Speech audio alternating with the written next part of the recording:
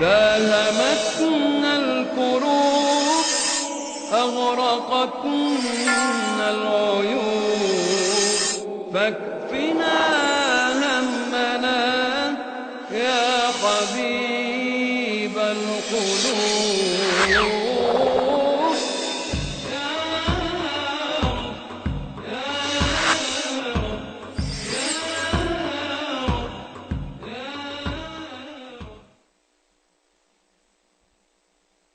আসুন এবারে জোরাস্ট্রিনিজমে ঈশ্বরের ধারণা সম্পর্কে আলোচনা করি। জোরাস্ট্রিনিজম এটা একটা নন সেমেটিক এবং নন বেদিক আর্য ধর্ম। এটাকে আরো বলা হয় পার্সিইজম।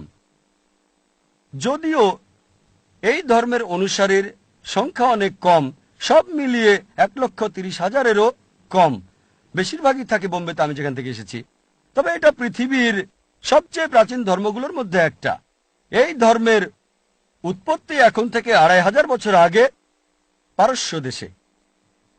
এই ধর্মের প্রতিষ্ঠাতা ছিলেন জরাথুস্ট্র। এই ধর্মটাকে বলা হয় অগ্নি উপাসকের ধর্ম অথবা মেগিয়ানিজমের ধর্ম। জোরাস্ট্রিনিজমে সর্বশক্তিমান ঈশ্বর, তাকে বলা হয় আহুরা মাজদা। আহুরা মানে ঈশ্বর বা প্রভু, মাজদা মানে জ্ঞানী। আহুরা মাজদা মানে জ্ঞানী ঈশ্বর বা জ্ঞানী প্রভু। আর জোরাস্ট্রিনিজম বা পার্সিজমের ধর্মগ্রন্থগুলো হল দশাতির এবং আবেস্তা। দশাতিরে সর্বশক্তিমান ঈশ্বরের বেশ কয়েকটি বৈশিষ্ট্যের কথা বলা হয়েছে। দশাতিরে উল্লেখ করা হয়েছে যে সর্বশক্তিমান ঈশ্বর কেবলমাত্র একজনই। তার যেমন কোনো শুরু নেই, তেমনি তার কোনো শেষও নেই। তার কোনো মা নেই, কোনো বাবা নেই, স্ত্রী নেই, সন্তানও নেই। তার সমতুল্য কিছুই নেই। সর্বশক্তিমান ঈশ্বরের কোনো প্রতিমূর্তি নেই। আমরা আমাদের চোখ দিয়ে ঈশ্বরকে দেখতে পাবো না, এমনকি তাকে আমরা বুঝতেও পারবো না। তিনি আমাদের জানা এবং বোঝার অনেক উপরে, আর তিনি তোমার চেয়েও তোমার নিকটবর্তী। ঈশ্বর সম্পর্কে এই বর্ণনাগুলো দেয়া আছে দাসাতিরে, যেটা পার্সিজমের পবিত্র ধর্মগ্রন্থ। যদি আপনারা আবেস্তা পড়েন, ইয়াসনা আর অন্যান্য বইগুলো, সেখানেও ঈশ্বরের কয়েকটি বৈশিষ্ট্যের কথা বলা হয়েছে। ঈশ্বরকে এখানে বলা হয়েছে সৃষ্টিকর্তা, আছে ইয়াসনাতে 31 অধ্যায়ের 7 ও 11 অনুচ্ছেদে। এছাড়াও আছে ইয়াসনা 44 নম্বর অধ্যায়ের 7 নম্বর অনুচ্ছেদে, ইয়াসনা 50 নম্বর অধ্যায়ের 11 অনুচ্ছেদে, এছাড়াও ইয়াসনা 51 নম্বর অধ্যায়ের 7 নম্বর অনুচ্ছেদে। তাকে বলা হয়েছে সবচেয়ে মহান। ইয়াসনা 33 অধ্যায়ের 11 অনুচ্ছেদে। এছাড়াও আছে ইয়াসনা 45 নম্বর অধ্যায়ের 6 নম্বর অনুচ্ছেদে। ঈশ্বরকে বলা হয়েছে পরোপকারী, এটা আছে ইয়াসনা 33 অধ্যায়ের 11 অনুচ্ছেদে। এছাড়াও আছে ইয়াসনা 48 নম্বর অধ্যায়ের 3 নম্বর অনুচ্ছেদে। পার্সি ধর্মগ্রন্থে মহান ঈশ্বরকে এছাড়াও বলা হয়েছে প্রাচুর্যময়, ইয়াসনা 43 নম্বর অধ্যায়ের অনুচ্ছেদ 4, 5, 7, 9, 11, 13 আর 50। এছাড়াও আছে ইয়াসনা 44 অধ্যায়ের 2 অনুচ্ছেদে, ইয়াসনা 45 অধ্যায়ের 5 অনুচ্ছেদে, ইয়াসনা 46 অধ্যায়ের 9 অনুচ্ছেদে, এছাড়াও ইয়াসনা 48 অধ্যায়ের 3 অনুচ্ছেদে। পার্সি ধর্মগ্রন্থে এভাবে ঈশ্বরের অনেক বৈশিষ্ট্যের কথা বলা হয়েছে। তাহলে যদি পার্সি ধর্মগ্রন্থ পড়েন, সেখানে আপনারা পার্সিজম বা জোরাস্ট্রিনিজমে ঈশ্বরের ধারণাটা বুঝতে পারবেন। আসুন এবারে সেমেটিক ধর্মগুলোতে ঈশ্বরের ধারণা নিয়ে আলোচনা করি। আগেও বলেছিলাম, সেমেটিক ধর্মগুলোর মধ্যে প্রধান ধর্ম হলো ইহুদি ধর্ম, খ্রিস্টান ধর্ম আর ইসলাম। প্রথমে আমরা ইহুদি ধর্মে সর্বশক্তিমান ঈশ্বরের ধারণা নিয়ে আলোচনা করব। ওল্ড টেস্টামেন্টে উল্লেখ আছে, বুক অব ডিউটেরোনমি 6 নম্বর অধ্যায়ের 4 নম্বর অনুচ্ছেদে মুসা আলাইহিস সালাম হিব্রু ভাষায় বলছেন, এটা হিব্রু উদ্ধৃতি, যার অর্থ, শোনো হে ইসরায়েলবাসী, প্রভু আমাদের ঈশ্বর কেবলমাত্র একজন। বুক অব আইজায় উল্লেখ আছে 43 নম্বর অধ্যায়ের 11 নম্বর অনুচ্ছেদে, আমি নিজেই হলাম প্রভু, আমি ব্যতীত অন্য আর কোনো ত্রাণকর্তা নেই। বুক অব আইজায় উল্লেখ আছে 45 নম্বর অধ্যায়ের 5 নম্বর অনুচ্ছেদে, আমি প্রভু, আমি ব্যতীত আর কেউ নেই, আমি ছাড়া আর কোনো ঈশ্বর নেই। বুক অব আইজায় উল্লেখ করা হয়েছে 46 নম্বর অধ্যায়ের 9 নম্বর অনুচ্ছেদে, আমি ঈশ্বর, আমার মতো আর কেউ নেই। এছাড়াও বুক অব এক্সোডাসে আছে 20 নম্বর অধ্যায়ের 3 থেকে 5 নম্বর অনুচ্ছেদে বলা হয়েছে, আমাকে ছাড়া তোমরা অন্য কোনো দেবতাকে উপাসনা করবে না। মহান ঈশ্বর ওল্ড টেস্টামেন্টে এই কথা বলেছেন। বুক অফ এক্সোডাস 20 নম্বর অধ্যায়ের 3 থেকে 5 অনুচ্ছেদ, আমাকে ছাড়া তোমরা আর কোনো দেবতার উপাসনা করবে না, এবং তোমরা অবশ্যই আমার এমন কোনো প্রতিমূর্তি তৈরি করবে না যার সাথে সাদৃশ্য আছে আকাশের উপরে কোনো কিছু, পৃথিবীর মাটি অথবা পানির নিচের কোনো কিছুর সাথে। তোমরা তাদের সামনে নতজন হবে না, তাদের সেবা করবে না, কারণ আমি তোমাদের ঈশ্বর, তোমাদের প্রভু, খুবই ঈর্ষাপরায়ণ। এই কথাটা আরো একবার আছে বুক অব ডিউটেরোনমি 5 নম্বর অধ্যায়ের 7 থেকে 9 নম্বর অনুচ্ছেদে বলা হয়েছে, আমাকে ছাড়া তোমরা আর কোনো দেবতার উপাসনা করবে না, এবং তোমরা অবশ্যই আমার এমন প্রতিমূর্তি তৈরি করবে না যেটার সাথে সাদৃশ্য আছে আকাশের উপরের কিছু, মাটির নিচে অথবা পানির নিচের কোনো কিছুর সাথে। তোমরা তাদের সামনে নতজন হবে না, তাদের সেবা করবে না, কারণ আমি তোমাদের ঈশ্বর, তোমাদের প্রভু, খুব ঈর্ষাপরায়ণ। তাহলে আপনারা যদি ইহুদিদের ধর্মগ্রন্থ পড়েন, ওল্ড টেস্টামেন্ট, সেখানে আপনারা ইহুদি ধর্মে ঈশ্বরের ধারণা সম্পর্কে বুঝতে পারবেন। তারা বিশ্বাস করবে একজন ঈশ্বরে এবং সেই ঈশ্বরের কোনো প্রতিমূর্তি নেই। এবারে খ্রিস্টান ধর্মে ঈশ্বরের ধারণা সম্পর্কে বলার আগে আমি কয়েকটা বিষয় পরিষ্কার করে বলতে চাই। ইসলাম হলো একমাত্র খ্রিস্টান ধর্মবিশ্বাস যেখানে বিশ্বাসের একটা শর্ত হলো আমরা যীশু খ্রিস্টকে নবী বলে মেনে নেব। সেই মুসলিম আসলে মুসলিম না যে যীশু বা ঈসা আলাইহিস সালামকে নবী বলে মানে না। আমরা মানি তিনি হলেন আল্লাহ সুবহানাহু ওয়া তাআলার একজন প্রেরিত রাসূল। আমরা মানি তিনি হলেন মসিহ অর্থাৎ খ্রিস্ট। আমরা মানি তিনি অলৌকিকভাবে জন্মেছিলেন কোনো পুরুষের হস্তক্ষেপ ছাড়াই। এখনকার দিনের অনেক আধুনিক খ্রিস্টানই এটা বিশ্বাস করে না। আমরা মানি তিনি আল্লাহর নির্দেশে মৃত মানুষকে জীবিত করেছিলেন। আমরা মানি তিনি আল্লাহর নির্দেশে জন্মান্ধ আর কুষ্ঠরোগীদের সুস্থ করেছিলেন। খ্রিস্টান আর মুসলিমরা আমরা এ ব্যাপারে এক। জিজ্ঞেস করতে পারেন তাহলে আমাদের মধ্যে পার্থক্য কোথায়? আমাদের পার্থক্যটা হলো এরকম অনেক খ্রিস্টান আছে যারা বলে যে যীশু খ্রিস্ট নিজেকে ঈশ্বর বলে দাবি করেছিলেন। সত্যি বলতে আপনারা যদি বাইবেল পড়েন, গোটা বাইবেলের মধ্যে পরিষ্কার করে বলে এমন একটা কথাও আপনারা পাবেন না, কোথাও খুঁজে পাবেন না যেখানে যীশু খ্রিস্ট তার নিজের মুখেই দাবি করেছেন যে আমি ঈশ্বর, আমার উপাসনা করো। কথাটা আমি আরেকবার বলছি, গোটা বাইবেলের মধ্যে পরিষ্কার করে বলা এমন একটা কথাও আপনারা পাবেন না, একটা অনুচ্ছেদও আপনারা খুঁজে পাবেন না যেখানে যীশু খ্রিস্ট বা ঈসা আলাইহিস সালাম নিজের মুখে দাবি করেছেন যে আমি ঈশ্বর, আমার উপাসনা করো। যদি কোনো খ্রিস্টান আমাকে স্পষ্ট করে বলা, পরিষ্কার করে বলা বাইবেলের একটা অনুচ্ছেদ দেখাতে পারেন যেখানে যীশু খ্রিস্ট তার নিজের মুখে বলেছেন যে আমি ঈশ্বর অথবা আমার উপাসনা করো, আমি নিজেই খ্রিস্টান ধর্ম গ্রহণ করব। আমি অন্যান্য মুসলিমদের পক্ষ থেকে এ কথাটা বলছি না। আমি কম্পারেটিভ রিলিজিয়নের একজন ছাত্র। আমি শুধু নিজের মাথায় তরবারের নিচে রাখছি। যদি কোনো খ্রিস্টান আমাকে বাইবেল থেকে পরিষ্কার করে বলা এমন একটা অনুচ্ছেদ দেখাতে পারেন যেখানে যীশু খ্রিস্ট নিজেই দাবি করেছেন যে আমি ঈশ্বর অথবা আমার উপাসনা করো, আমি খ্রিস্টান ধর্ম গ্রহণ করব। সত্যি বলতে যদি বাইবেল পড়েন, যীশু খ্রিস্ট বা ঈসা আলাইহিস সালাম নিজের মুখেই বলেছেন, এটা আছে গসপেল অফ জন 14 নম্বর অধ্যায়ের 28 নম্বর অনুচ্ছেদে। তিনি বলেছেন যে আমার পিতা আমার চেয়ে মহান, গসপেল অফ জন 10 নম্বর অধ্যায়ের 29 নম্বর অনুচ্ছেদ। আমার পিতা সবার চেয়ে মহান, গসপেল অফ ম্যাথিউ 12 নম্বর অধ্যায় 28 নম্বর অনুচ্ছেদ। আমি শয়তানকে তাড়াই ঈশ্বরের আত্মার সাহায্যে, গসপেল অফ লুক 11 নম্বর অধ্যায় 20 নম্বর অনুচ্ছেদ। আমি ঈশ্বরের আঙ্গুলের সাহায্যে শয়তানকে দূর করি, গসপেল অফ জন 5 নম্বর অধ্যায় 30 নম্বর অনুচ্ছেদ। আমি আমার নিজের থেকে কিছুই করতে পারি না, আমি যা শুনি তাই বলি, আর আমার কথা সঠিক, কারণ আমি আমার নিজের ইচ্ছায় চলি না, আমি আমার ঈশ্বরের ইচ্ছায় চলি। যদি কেউ বলে যে নিজের ইচ্ছায় চলি না, ঈশ্বরের ইচ্ছায় চলি, সে একজন মুসলিম। যীশু খ্রিস্ট বা ঈসা আলাইহিস সালাম ছিলেন মুসলিম। তিনি কখনোই ঈশ্বর দাবি করেননি। সত্যি বলতে তিনি স্পষ্ট করে বলেছেন, এটা হচ্ছে গসপেল অফ ম্যাথিউ অধ্যায় নম্বর 5 অনুচ্ছেদ 17 থেকে 20। যীশু বা ঈসা আলাইহিস সালাম বলেছেন, এটা মনে করো না যে আমি এসেছি আমার পূর্ববর্তী নবীদের নিয়ম নীতি ভাঙার জন্য। আমি অবশ্যই ধ্বংস করতে আসিনি, বরং পূর্ণ করতে এসেছি। যতদিন পৃথিবী এবং স্বর্গ থাকবে ততদিন একটা কথা বা একটি শব্দ কোনোভাবেই বাতিল হবে না, যতদিন না সব পূর্ণ হবে। এবং তোমাদের মধ্যে যে কেউ এর একটা অবমাননা করবে আর মানুষকে তা বলবে, সে কখনো ঈশ্বরের স্বর্গরাজ্যে প্রবেশ করবে না। এবং যে কেউ এই বিধান মানবে আর মানুষকে শিক্ষা দেবে, তাকে ঈশ্বরের স্বর্গরাজ্যে দেওয়া হবে সৎকর্ম ছাড়া। এবং যতক্ষণ তোমাদের সৎকর্ম ইহুদিদের গ্রন্থে বর্ণিত সৎকর্মকে অতিক্রম না করে, তোমাদের স্বর্গরাজ্যে প্রবেশের কোনো সম্ভাবনা নেই। আর এটা হলো বাইবেলের চমৎকার একটা কথা, যা গসপেল অফ ম্যাথিউ অধ্যায় নম্বর 5 অনুচ্ছেদ 17 থেকে 20। আপনারা এটা খুলে দেখতে পারেন। যীশু খ্রিস্ট বা ঈসা আলাইহিস সালাম বলেছিলেন, যদি তুমি জান্নাতে যেতে চাও তোমাকে ইহুদিদের চেয়ে ভালো হতে হবে। যা পার্সি গ্রন্থে বর্ণিত হয়েছে। যদি আপনি মুসা আলাইহিস সালামের প্রত্যেকটা প্রতিশ্রুতি অনুসরণ করেন, এমনকি যদি একটাও ভঙ্গ করেন, তাহলে আপনি জান্নাতে প্রবেশ করবেন না, বেহেশতে যেতে পারবেন না।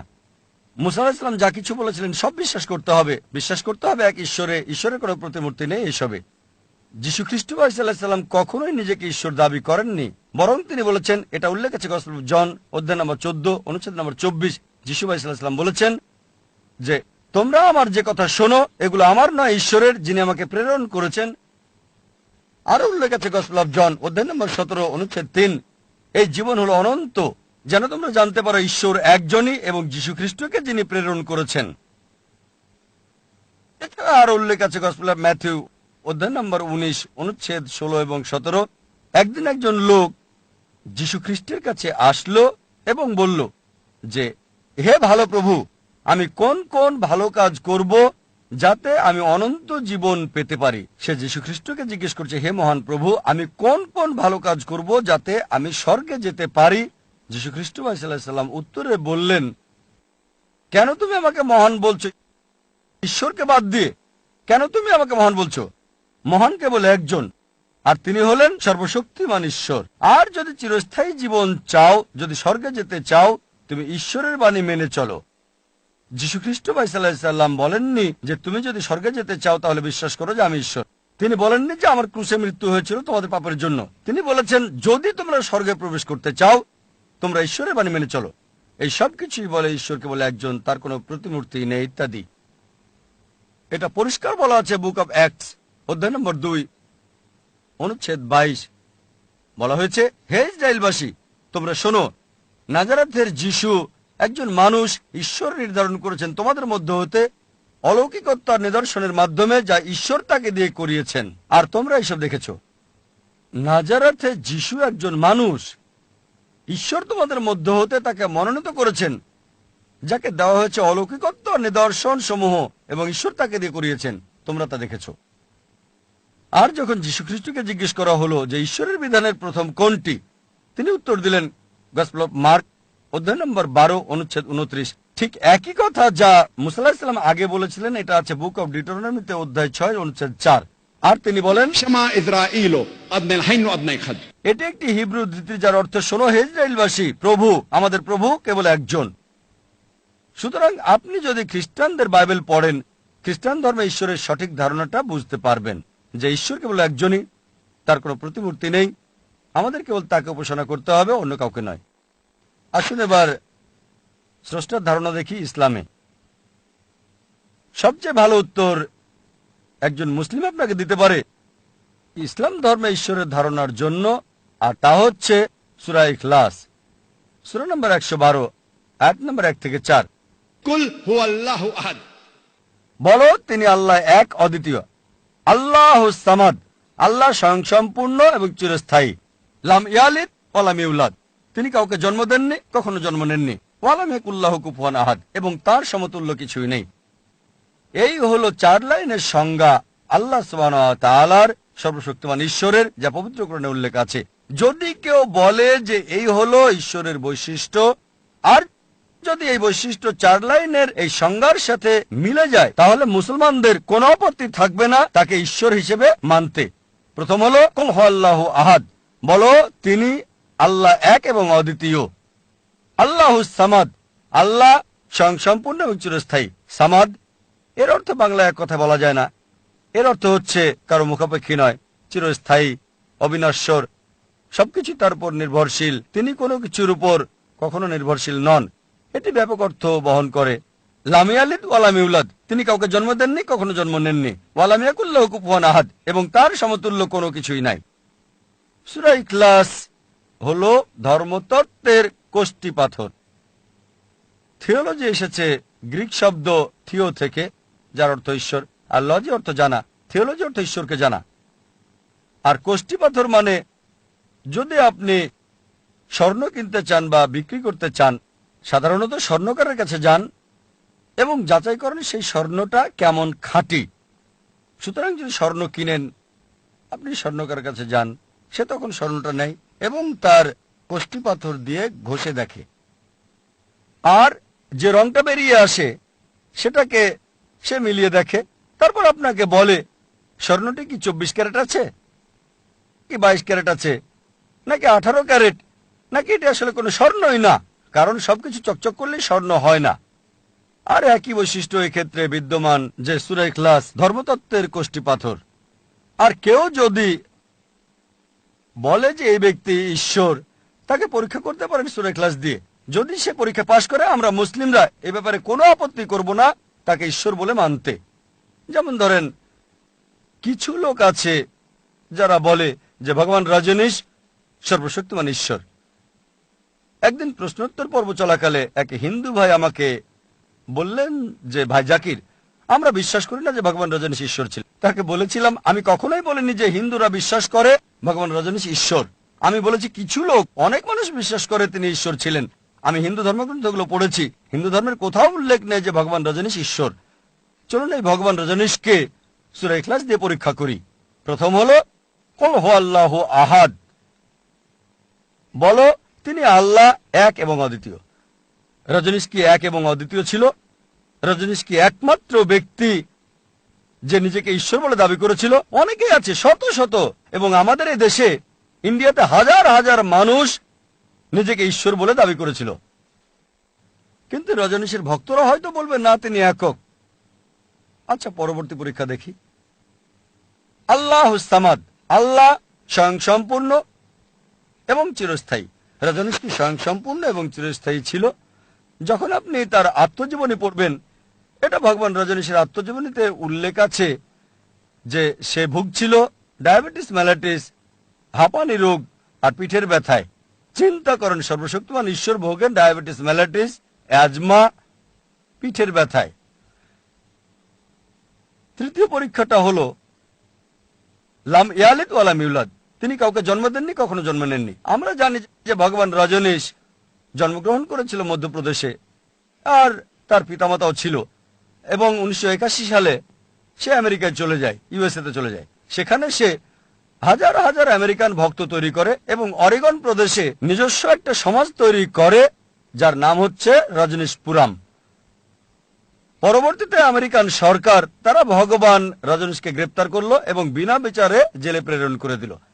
ভগবান রজনীশ অভিযোগ করলো যে আমেরিকান সরকার তাকে স্লো পয়জন করেছিল।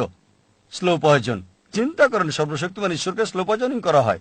আবার 1985 সালে আমেরিকান সরকার ভগবান রজনীশকে সে দেশ থেকে বের করে দেয়, আর পুনরায় ফিরে আসে ইন্ডিয়াতে এবং মহারাষ্ট্রের পুনে শহরে বসবাস শুরু করে, যে রাজ্য থেকে আমি এসেছি। তারপরে পুরাতন আবাসস্থলে ফিরে গিয়ে সেটার নামকরণ করে ওশো কমিউন। আপনারা যদি ওশো কমিউনে যান, আমি সেখানে অনেকবার গিয়েছি, দেখবেন যে তার সমাধিতে লেখা আছে ভগবান রজনীশ ওশো। কখনো জন্মাননি, কখনো মরেননি, কিন্তু পৃথিবী ভ্রমণ করেছেন 11 ডিসেম্বর 1931 থেকে 19 জানুয়ারি 1990 পর্যন্ত।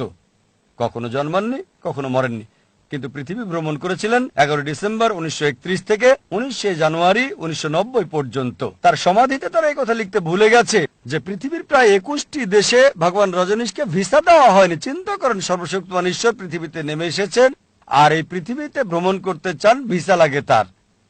পৃথিবীর 21টিরও বেশি দেশে তাকে ভিসা দেওয়া হয়নি। গ্রিসের আর্কবিশপ বলেছিলেন, যদি রজনীশকে তোমরা দেশ থেকে বের করে না দাও, আমরা তার ঘরবাড়ি পুড়িয়ে দেব, তার অনুসারীদের ঘর পোড়াবো। আর শেষ পরীক্ষাটা হচ্ছে ওয়ালাম ইয়াকুল্লাহু কুফুয়ান আহাদ, এবং তার সমতুল্য কিছু নেই। এটা কেবলমাত্র সত্য ঈশ্বরের দ্বারাই সম্ভব এই পরীক্ষায় পাশ করা। যখনই আপনি ঈশ্বরকে পৃথিবীর কোনো কিছুর সাথে তুলনা করতে পারেন, তিনি আর ঈশ্বর নন। ওয়ালাম ইয়াকুল্লাহু কুফুয়ান আহাদ। এবং আমরা জানি রজনীশ ছিল আমাদের মতোই মানুষ। তার দুটো চোখ ছিল, একটা নাক, দুটো হাত, সাদা দাড়ি, সাদা ধুতি পরত সে। যখনই আপনি পৃথিবীর কোনো কিছুর সাথে ঈশ্বরকে তুলনা করতে পারেন, তিনি আর ঈশ্বর নন। ওয়ালাম ইয়াকুল্লাহু কুফুয়ান আহাদ, কোনো কিছুই তার মতো নয়। ধরেন, কেউ যদি বলে সর্বশক্তিমান ঈশ্বর আর্নল্ড শোয়ার্জনেগারের চেয়ে 1000 গুণ শক্তিশালী। আপনারা হয়তো শোয়ার্জনেগারের নামটা শুনেছেন, যাকে উপাধি দেওয়া হয়েছিল মিস্টার ওয়ার্ল্ড, পৃথিবীর সবচেয়ে শক্তিশালী মানুষ, মিস্টার ইউনিভার্স, বিশ্বের সবচেয়ে শক্তিশালী মানুষ। যদি কেউ বলে সর্বশক্তিমান ঈশ্বর আর্নল্ড শোয়ার্জনেগারের চেয়ে 1000 গুণ বেশি শক্তিশালী, যখনই আপনি ঈশ্বরকে কারোর সাথে তুলনা করতে পারেন, হোক সেটা আর্নল্ড শোয়ার্জনেগার, হোক সেটা দারা সিং অথবা কিংকং, হোক 1000 গুণ বা মিলিয়ন গুণ বেশি শক্তিশালী, যখনই আপনি তুলনা করতে পারলেন কোনো কিছুর সাথে, তিনি আর ঈশ্বর নন। ওয়ালাম ইয়াকুল্লাহু কুফুয়ান আহাদ, কিছুই তার মতো নয়। এই 4 লাইনের সংজ্ঞা যা উল্লেখ আছে পবিত্র কোরআনে সূরা ইখলাস সূরা নম্বর 112 আয়াত নম্বর 1 থেকে 4, যদি কেউ নিজেকে সর্বশক্তিমান ঈশ্বর দাবি করে আর এই 4 লাইনের সংজ্ঞার সাথে মিলে যায়, আমাদের মুসলমানদের কোনো আপত্তি থাকবে না তাকে সর্বশক্তিমান ঈশ্বর বলে মানতে। অতএব আপনি যে ঈশ্বরের উপাসনা করছেন, এখানে উপস্থিত দর্শকদের বলতে চাই এবং আমার সকল ভাইদের, পাশাপাশি সকল বোনদের, যে ঈশ্বরের উপাসনা করে যাচ্ছেন তাকে পরীক্ষা করুন সূরা ইখলাসের মাধ্যমে। যদি সূরা ইখলাসের এই পরীক্ষায় আপনাদের ঈশ্বর পাশ করে, তবে তিনি সত্য ঈশ্বর। আর যদি সূরা ইখলাসের এই পরীক্ষায় পাশ না করে, সত্য ঈশ্বর নয়। আমরা মুসলিমরা আল্লাহ সুবহানাহু ওয়া তাআলাকে ইংরেজি শব্দ গডের পরিবর্তে আল্লাহ বলাই পছন্দ করি। অনেকেই আমাকে প্রশ্ন করে, কেন ঈশ্বরকে আল্লাহ বলেন? আমরা আল্লাহকে আরবি শব্দ আল্লাহ বলি ইংরেজি গড শব্দের পরিবর্তে। কারণ হলো, একজন মানুষ ইংরেজি শব্দ গড নিয়ে বিভিন্ন রকম প্রশ্ন তুলতে পারে। যেমন ধরেন, যদি আপনি গডের সাথে এস যুক্ত করেন তাহলে হয় গডস, গডের বহু বচন। কিন্তু বহু আল্লাহ বলে কিছু নেই। কুল হুয়াল্লাহু আহাদ, বলো তিনি আল্লাহ এক অদ্বিতীয়। যদি আপনি গডের সাথে ইএস যোগ করেন, এটা দাঁড়ায় গডেস, অর্থাৎ মহিলা ঈশ্বর। পুরুষ আল্লাহ বা মহিলা আল্লাহ বলে কিছু নেই ইসলামে। আল্লাহ সুবহানাহু ওয়া তাআলা একক, লিঙ্গ বৈশিষ্ট্যের ঊর্ধ্বে। গডের সাথে ফাদার শব্দটি যোগ করলে হয় গড ফাদার, সে আমার গড ফাদার, আমার অভিভাবক। কিন্তু আল্লাহ ফাদার বা আল্লাহ আব্বা বলে কিছু নেই ইসলামে। গডের সাথে মাদার যুক্ত করলে হয় গড মাদার, কিন্তু ইসলামে আল্লাহ মাদার বা আল্লাহ আম্মা বলে কিছু নেই। আল্লাহ শব্দটি একক।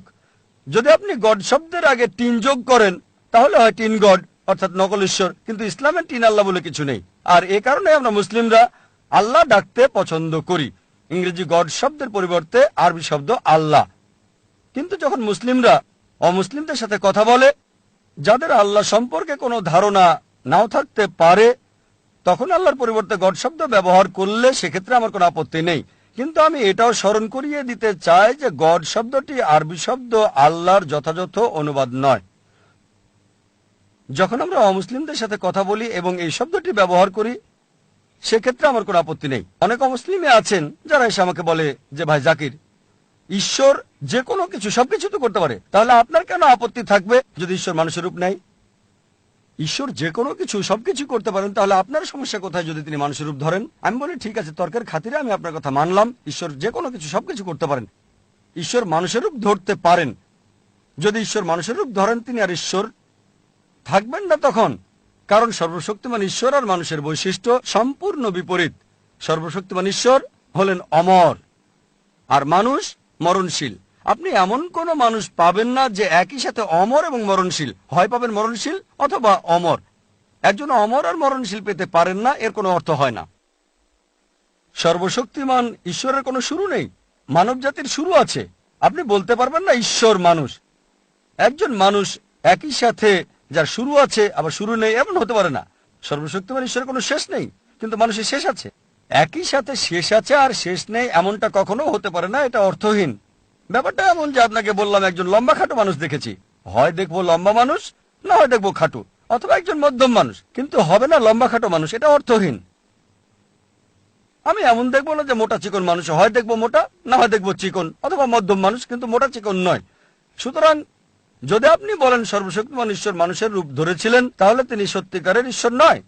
যদি বলেন সর্বশক্তিমান ঈশ্বর যা চান সবকিছু করতে পারেন, মানব জাতি আমাদের খাওয়ার প্রয়োজন হয়, কিন্তু ঈশ্বরের খাওয়ার কোনো দরকার নাই। আল্লাহ বলেন পবিত্র কোরআনে সূরা আনাম 6 নম্বর সূরা 14 নম্বর আয়াত, তিনি সবাইকে খাওয়ান, তার খাবারের প্রয়োজন হয় না। ঈশ্বরের খাওয়ার কোনো প্রয়োজন নাই। আমরা মানব জাতি, আমাদের ঘুম দরকার, বিশ্রাম দরকার। ঈশ্বরের ঘুম বিশ্রামের কোনো দরকার হয় না। এটা আছে পবিত্র কোরআনে আয়াতুল কুরসিতে সূরা বাকারা 2 নম্বর সূরা আয়াত নম্বর 255, আল্লাহু লা ইলাহা ইল্লা হুয়াল হাইয়ুল কাইয়ুম লা তাখুযুহু সিনাতুন ওয়া লা নাওম লাহু মা ফিস সামাওয়াতি ওয়া মা ফিল আরদ। তিনি আল্লাহ, এক এবং অদ্বিতীয়, স্বয়ং সম্পূর্ণ চিরস্থায়ী। তন্দ্রা তাকে স্পর্শ করে না, তার বিশ্রামের কোনো দরকার হয় না। আকাশ এবং ভূমণ্ডলে যা কিছু আছে সবকিছু তার নিয়ন্ত্রণাধীন। এ কারণে যদি আপনি একমত হন যে সর্বশক্তিমান ঈশ্বর সবকিছুই করতে পারেন, আর যদি সর্বশক্তিমান ঈশ্বর মানুষের রূপ ধরেন, আপনাকে এটা মানতে হবে যে তিনি ঈশ্বর নন। সুতরাং যদি একজন মানুষ যিনি ঈশ্বর নন মানুষের রূপ ধরতে পারেন, আপনার আমার মতো, তাহলে কেন আমরা আপনার আমার মতো একজন মানুষের উপাসনা করব? এর কোনো মানেই হয় না। যদি কেউ আবার বলেন যে মানুষই ঈশ্বর হয়েছিল, যদি মানবজাতি ঈশ্বর হতে পারে তাহলে আপনি আমিও হতে পারবো, তাহলে মানুষ ঈশ্বর হওয়ার প্রশ্ন আসছে কোথা থেকে? داهمتنا الكروب